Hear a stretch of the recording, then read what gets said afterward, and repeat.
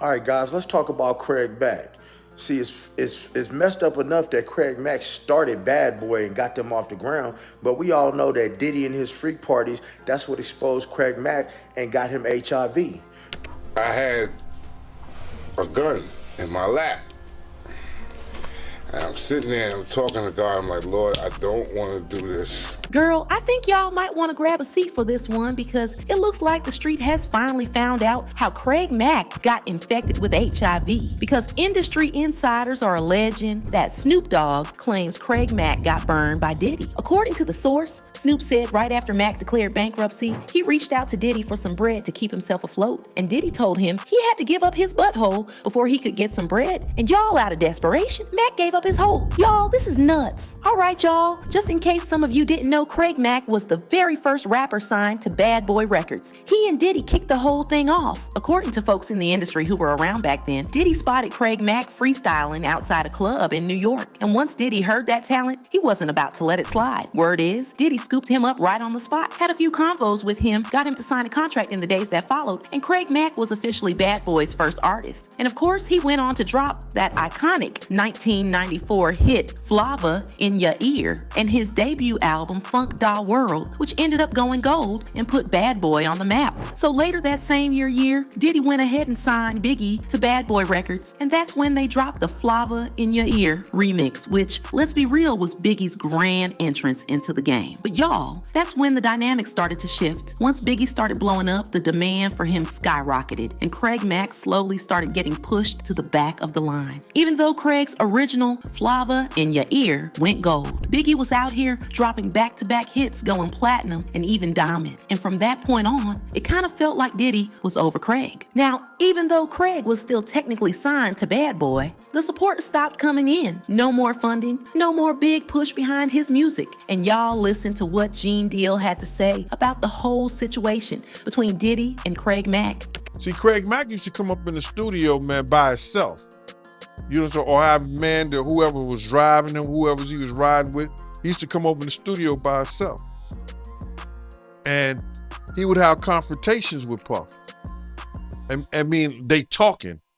You understand? Puff would talk in front of all of them because he showboating. He know he ain't gonna use Craig no more.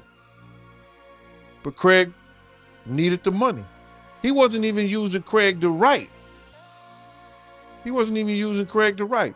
If Craig needed a little money and everything like that, there was a lot of business going on. He could have either put Craig down on some projects for him to write.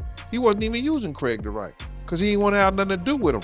Now Diddy could have ended his contract, paid him off respectfully, but chose the petty route, blocked his finances, and didn't let him make any money off music. Also, there's this 1995 interview where Puff was lying about Craig Mack releasing a second album. Y'all, you could literally see the shock and low-key disgust on Craig Mack's face when Diddy publicly mentioned him dropping a second album in January. Like, really, Diddy? God bless everybody out there. True. Cool. So, like, Puffy, what's coming up in the immediate future for the Bad Boy?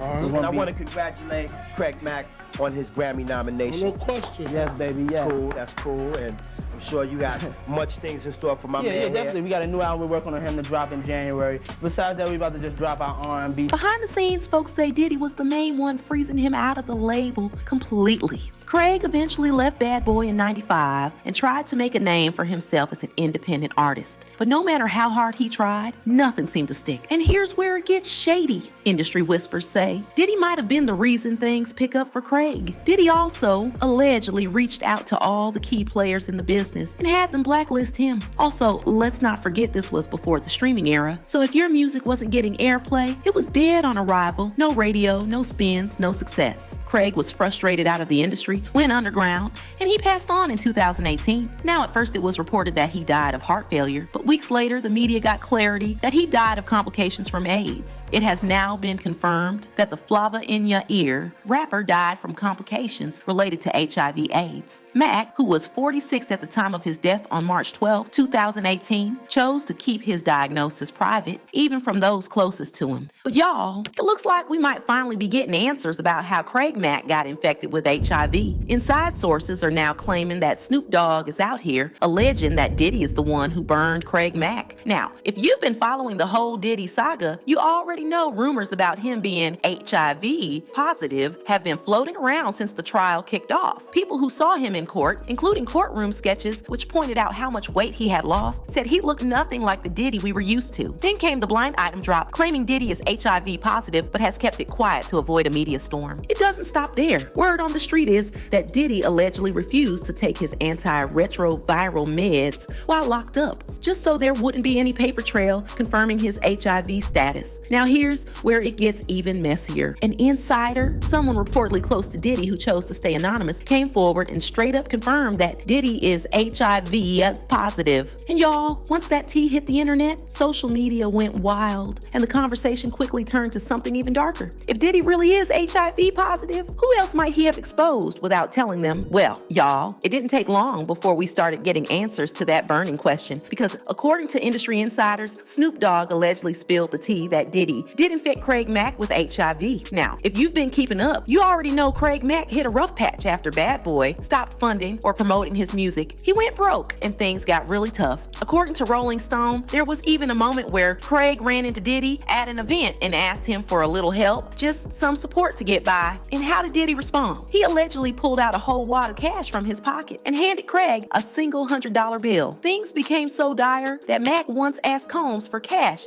at an event. The flashy music executive allegedly pulled a thick wad of bills from his pocket and with a smug, nasty look, Hill Johnson says, handed Mack a lone $100 bill. According to Snoop Dogg, Craig Mack went back to Diddy one more time, this time asking for a loan because things were rough financially and he had a baby on the way, and what Snoop allegedly revealed is just disturbing. He claimed Diddy told Craig that if he wanted the money, he'd have to bend over and give up his booty hole. And y'all, Craig was so desperate, he felt like he had no choice. He figured the secret would never come out because, let's be real, it was Diddy. But after that alleged encounter, Snoop says that's when Craig got burned. Diddy, according to insiders, later found out he was HIV positive and reportedly started taking antiretroviral meds. But Craig, he didn't even know he was infected until it had already progressed into full-blown AIDS. At that point, it was too late. Sadly, Craig Mack passed away at just 48 years old. Now, before Craig passed, he spoke about a disturbing encounter with someone who claimed Craig still owed him a second album. And y'all, not gonna lie, from the way Craig described it, it sounded like he was talking about Diddy. Next thing I know, money come, with this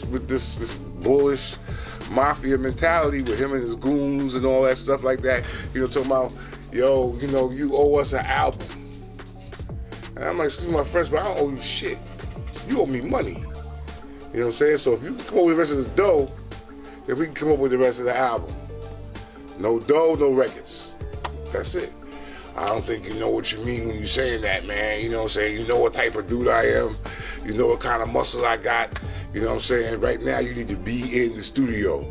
Remember, he released his debut album under Bad Boy, and if you've seen that old clip we played earlier, Diddy himself was on camera talking about a second Craig Mack album that never came to light. So if you connect the dots, folks believe Craig was referring to Diddy in that story, and given everything we know now, the whole thing feels even more unsettling. Snoop Dogg, exposing Diddy for infecting Craig Mack with HIV, had fans talking, and they left comments saying, "This saddened me. He just kept getting used. Poor man. I hope he remained faithful to the end because he will be rewarded with something greater than anything Puffy would give him." I always use Craig Mack as an example for one of the reasons that Diddy deserves everything he's getting. I hate when PPL defend Diddy, saying they trying to take down a black man when he's taken down plenty of black men and women on his own. Stories like this make it clear just how vicious the music industry is. Diddy ruins lives, and that's why he has to pay. I'm not sure if RRG has done a video on Black Rob, but that's another Bad Boy tragedy. So, do you think Diddy really infected Craig Mack, or do you think there's more to this story